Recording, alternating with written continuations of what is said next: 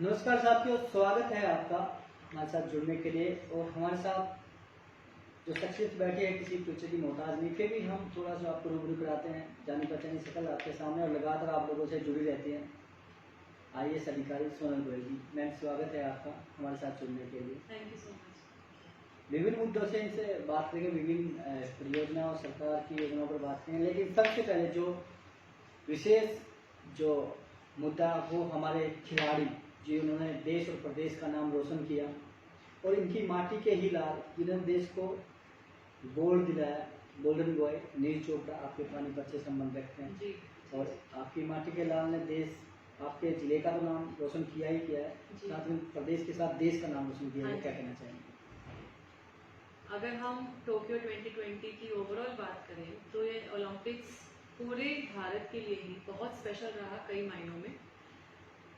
इस Indian Olympic contingent में 127 sports person हमारे भारत से उन्होंने पार्टिसिपेट किया, जिसमें से 30 खिलाड़ी हरियाणा से हैं। तो ये अभी तक का लार्जेस्ट कंटिंजेंट है जिन्होंने ओलंपिक्स में पार्टिसिपेट किया। और साथ ही साथ अगर हम मेडल्स की टैली देखें तो जो 7 मेडल्स हैं उस 7 मेडल्स में से 3 individual medals including gold, silver and bronze वो हरियाणा से है।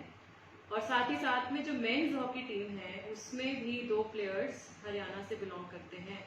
और बहुत खुशी की और एक बात है कि हमारी महिला हॉकी टीम की कैप्टन रानी रामपाल हरियाणा की बेटी हैं और साथ ही साथ इंडियन हॉकी टीम की 9 बेटियां हरियाणा से हैं। तो ये एक अपने आप में इतनी बड़ी अचीवमेंट है और ये सिर्फ हरियाणा ही नहीं, मैं बोलूँगी कि पूरे भारत के लिए बहुत गर्व की बात है कि टिल टुडे हमको हाईएस्ट मेडल टैली हमने प्राप्त की। और हम सब ने ये देखा कि किस तरीके से सबसे पहला सिल्वर जब मीराबाई चानू ने लेके आई वो वेट लिफ्टिंग के अंदर, किस तरीके से 24 जुलाई को हम सब ने चीयर किया उनके लिए, एक खुशी जागी, एक उमंग जागी।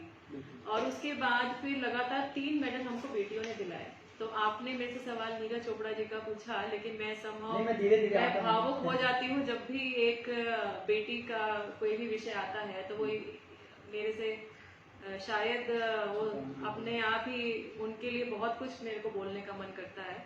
तो उसके बाद PV सिंधु का मेडल और लवलीना का मेडल, लवलीना जो कि हमारे नॉर्थ ईस्ट में ही एक स्टेट है असम जहाँ से वो आती हैं, वहाँ की बेटी हैं। और PV सिंधु जो कि हमारे भारत के इतिहास में ऐसी वुमेन महिला जिन्होंने सेकंड टाइम सक्सेसिव ओलंपिक्स में एक मेडल प्राप्त किया। तो ये सब जो अचीवमेंट्स हैं ये बहुत आसान नहीं है। हम सबको इस पे सोचना चाहिए कि कितना मुश्किल है ये सब तक पहुंचना। और साथ ही साथ में एक गर्व की भी बात है कि हम ये सब अचीव कर पाए। और मैं बात अगर हमारे गोल्डन बॉय, गोल्डन मैन की अगर मैं बात करूं, नीरज चोपड़ा जी, तो जैवलिन थ्रो एक ऐसा स्पोर्ट जिससे मुझे लगता है कि शायद ही इवन 50% इंडियंस को उस स्पोर्ट के बारे में बहुत कुछ पता होगा। मतलब ये एक ऐसा स्पोर्ट है जो गली में आज भी उतना ज़्यादा नहीं खेला जाता। तो जैवलिन थ्रो जैसे इवेंट के अंदर, एथलेटिक्स के अंदर गोल्ड लेके आना, ये एक अनथिंकेबल सा मुझे लगता है बात थी। और जब ये अचीव हो गया तो मैं पानीपत से बिलोंग करती हूँ, नेटिव प्लेस हमारा पानीपत जिले में है। तो पानीपत की मिट्टी का, हरियाणा की मिट्टी से जुड़ा हुआ नीरज चोपड़ा, उनकी फैमिली का मुझे लगता है कि पूरा एक अभिनंदन हम सबको देना चाहिए और पूरे हरियाणा को, पूरे देश को, कि एक ऐसे इवेंट के अंदर उन्होंने गोल्ड दिलवाया और ये एक इतिहास रचा गया है, इसमें कोई भी शक नहीं है जी कि ये एक it has been a history which has been scripted and it would be an inspiration for generations to come. तो ये इट इज ट्रूली इंस्पायरिंग। और मेरे सभी ओलंपिक्स मेडलिस्ट हों या इंडियन कंटिंजेंट में जिन प्लेयर्स ने भाग लिया, 127 प्लेयर्स, उन सभी को मेरा हार्दिक अभिनंदन, शुभकामनाएं और दिल से उनको सैल्यूट। बिल्कुल शुभकामनाएं। था और जिस तरह से फिर आपकी सरजमी से ही, हमारे प्रदेश की सरजमी से, आपके जिले से ही एक खिलाड़ी ने जो जिस गोल्ड की आवश्यकता थी वो कहीं ना कहीं दिलाया और आप लोग लगातार उनसे मुलाकात भी करके आए हैं। ये एक टर्म होती है कि स्पोर्ट्स यूनाइट्स नेशन। इवन हमारा जो टोक्यो 2020 का जो स्लोगन उन्होंने कुछ स्पेशली सोशल मीडिया पे जो यूज़ किया वो ये था, stronger together United bye emotion. तो यूनाइटेड बाय इमोशन एक बहुत ही बहुत उसका मायने है उस टर्म का कि एक स्पोर्ट एक ऐसी चीज़ है जो सबको भावनाओं से जोड़ता है। हमारे देश में क्रिकेट का जो महत्व रहा है हमेशा, और specially men's cricket, women's cricket की अगर हम बात करें तो मिथाली राज की जो अचीवमेंट है एज अ प्लेयर और जो सचिन तेंदुलकर की अचीवमेंट है, अगर हम देखेंगे तो अभी उन्होंने भी बहुत सारे लैंडमार्क्स अचीव किए मिथाली राज ने अपने करियर के अंदर, पूरा भारत को बहुत गौरवान्वित किया। बट कहीं ना कहीं मेंस टीम को हमेशा ज़्यादा लाइमलाइट मिलती है, विमेंस टीम के लिए आई थिंक अभी भी IPL नहीं हो रहा। तो स्पोर्ट्स की अगर हम बात करें तो देश के प्रधानमंत्री से लेके राज्य के मुख्यमंत्री, हमारे एडमिनिस्ट्रेशन के लोग और गांव में जो लोग रहते हैं, शहरों में जो लोग हैं, यंगस्टर्स हैं, उसको इतनी अच्छी तरह से जोड़ता है। और विशेष रूप से जब माननीय प्रधानमंत्री जी ने जब ये इंडियन ओलंपिक कंटिंजेंट जब जा रहा था टोक्यो, उससे पहले जो उन्होंने संदेश दिया, और आप देखेंगे उस संदेश में एक स्पेशल बात क्या थी कि एवं तो प्रधानमंत्री जी हर एथलीट से बात नहीं कर पाए थे, बट उन्होंने सबके लाइफ के बारे में उन्होंने इतना, उनका इंफॉर्मेशन था उनके पास में कि प्रवीण जाधव जिन्होंने आर्चरी में हमें रिप्रेजेंट किया, वो किस तरीके से उनके फादर एक डे लेबर थे और उन्होंने अपनी लाइफ में कैसे कठिनाइयों को सामना करते हुए वो आगे अपने बेटे को बढ़ाया। रेवती है एक प्लेयर जो कि 400 मीटर रिले में जिन्होंने इंडिया को रिप्रेजेंट किया। तो रेवती जब बहुत छोटी थी उनके दोनों पेरेंट्स की मृत्यु हो गई अनफॉर्चुनेटली, और फिर वो उनकी ग्रैंड मदर ने उसको पाला, और वो भी इस तरीके से बहुत गरीबी में उन्होंने अपना जीवन व्यापन किया, लेकिन फिर भी उन्होंने अपनी बेटी को सपोर्ट किया और वो यहाँ तक पहुँची। दूती चंद की हम बात करें तो दूती चंद का मुझे याद है क्योंकि मैंने वो पूरा प्रोग्राम खुद भी देखा, क्योंकि बहुत इंटरेस्टिंग तरीके से प्रधानमंत्री जी ने सबसे वार्तालाप की, सबका हौसला अफजाई की। तो दूती चंद ने बताया कि हम 7 लड़कियां थी फैमिली में और इतनी पॉवर्टी थी, तो उनको ये लगा कि मैं अगर स्पोर्ट्स में भाग लूँगी तो हो सकता है कि मैं कहीं पे पहुंच जाऊं और आगे उनको एम्प्लॉयमेंट अपॉर्चुनिटी मिल जाए, क्योंकि हमें पता है कि हर जगह में स्पोर्ट्स कोटे में एजुकेशन में भी एडमिशन्स हैं, आगे जॉब में भी कुछ जैसे हर डिपार्टमेंट में स्पोर्ट्स कोटा होता है। तो ये जो एक जुड़ाव है, उस जुड़ाव को और ज़्यादा ऊपर लेके गया है टोक्यो 2020। और नीरज चोपड़ा, पानीपत जिला, हरियाणा प्रदेश और हमारा भारत देश, ये जो एक गोल्ड आया है, ये गोल्ड एक ऐसा आ गया जो नीरज चोपड़ा के अभी तक भी इंटरव्यूज आ रहे हैं, वो इस तरीके से वो बोल रहे हैं कि जब से उनको गोल्ड मेडल मिला है वो उसको लेके साथ में ही उनकी पॉकेट में ही रहता है। उन्होंने ये स्टेटमेंट कल जब गवर्नमेंट ऑफ इंडिया में उनका फेलिसिटेशन हुआ, उन्होंने ये बात बोली कि ये मेडल पूरे इंडिया का है। एक तो उन्होंने ये बात बोली कि ये मेडल पूरे इंडिया का है, और दूसरी बात उन्होंने ये कही कि जब से मिला है मैं इसको साथ ही लेके सो रहा हूँ, हर चीज़ मेरे साथ रहते हैं। तो आप ये देखिए कि किस तरीके से उस प्लेयर की इमोशनल अटैचमेंट है, और उससे हमारे प्रदेश के, हमारे देश के लोगों की जो भावुकता है वो भी पूरी तरह से देखने को मिल रही है।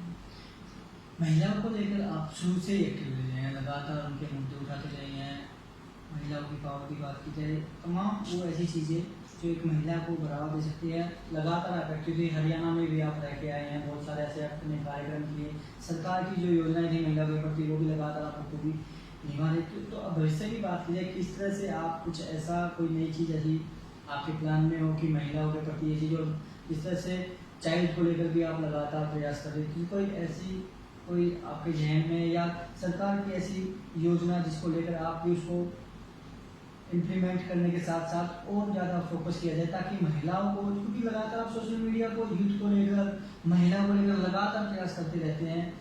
एक पैसाइड की पहले IAS अधिकारी हैं आपकी, लगातार आप सोशल मीडिया के माध्यम से महिला को अवेयर करती रहती है कि जो कुप्रथाएं हमारे देश प्रदेश में पहले थी उन पर कहीं ना कहीं कंट्रोल किया जाए। तो लगातार आप किस तरह से इसके प्रयास करते हैं?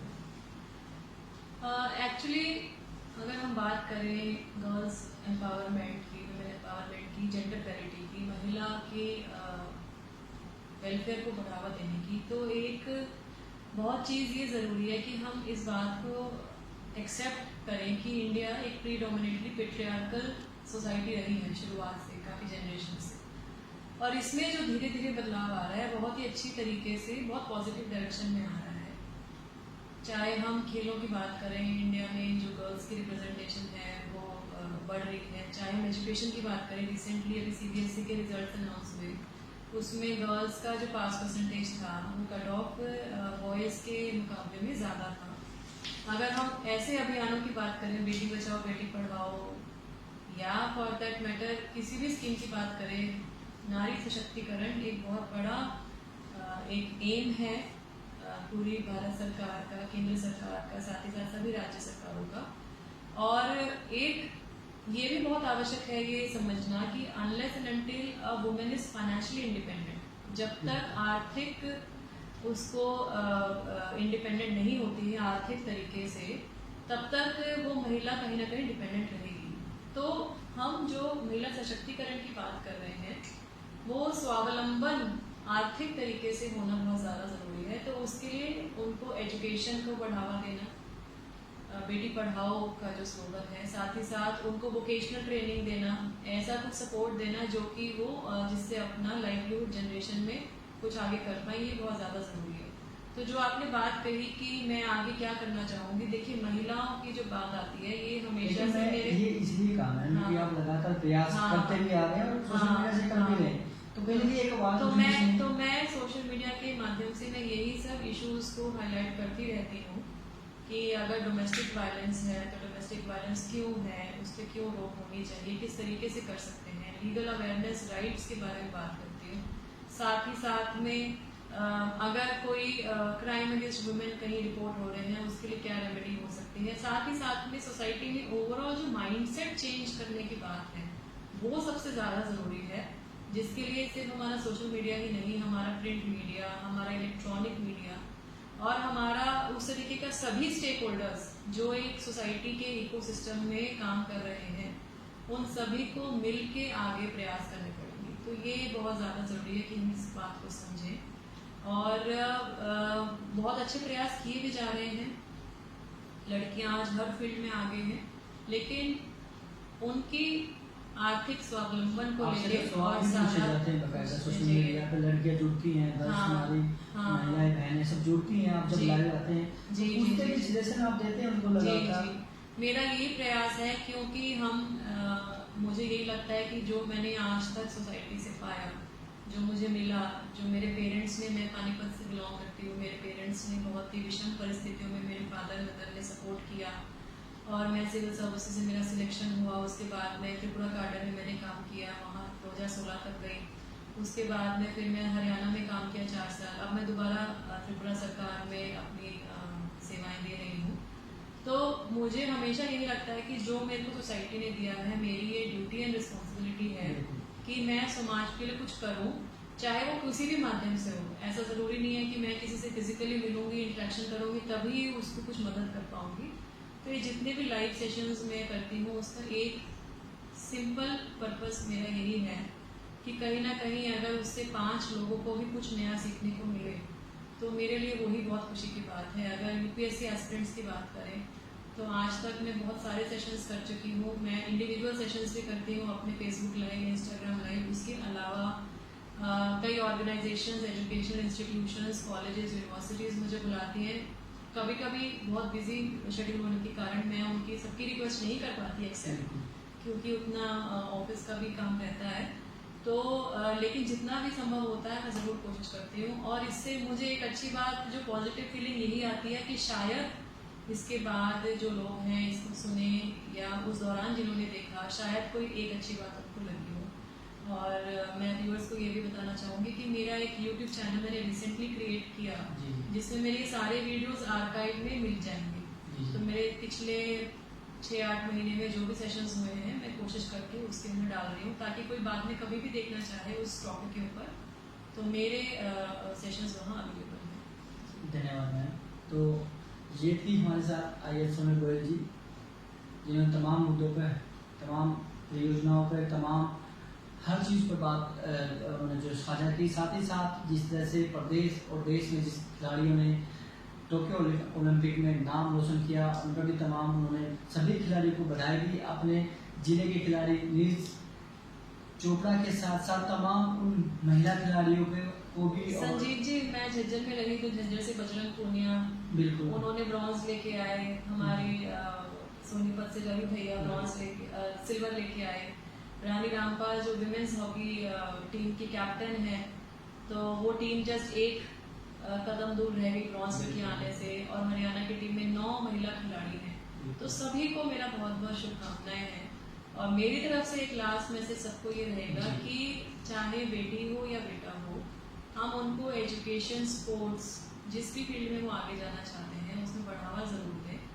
और पेरेंट्स, गार्जियन और मेंटर्स के सपोर्ट के बिना, उनके टीचर्स के सपोर्ट, कोचेस के सपोर्ट के बिना आगे कोई नहीं बढ़ सकता अपनी ज़िंदगी में। उनको सपोर्ट दें। और दूसरा मेरा रिक्वेस्ट है यूथ से, आज की जो युवा शक्ति है, भारत की जो युवा शक्ति है, कि आप कोई भी प्रोफेशन चूज़ करें, चाहे सिविल सर्विसेज में आए, चाहे स्पोर्ट्स में आए, चाहे आप साइंटिस्ट बने या आप टीचिंग में जाएं, कोई भी प्रोफेशन चूज़ करते हैं, जिस भी कैपेसिटी में आप देश के लिए कुछ कर सकते हैं वो ज़रूर कीजिए। Please always try and contribute towards nation building, towards society. आपके छोटे से प्रयास से आप कई लोगों को बेनिफिट कर सकते हैं। हम सब में कैपेसिटी है, कहीं ना कहीं उसको यूटिलाइज कीजिए और हम सब उसको यूज़ करें अपनी जो कैपेसिटी है दूसरों के वेलफेयर में। और एक हमेशा एक लाइन मेरे जहन में हमेशा रहती है, सबने सुनी भी होगी वो प्रोज, मैं 2 लाइन यहाँ भी बोलना चाहूँगी कि तुम समय की रेत पर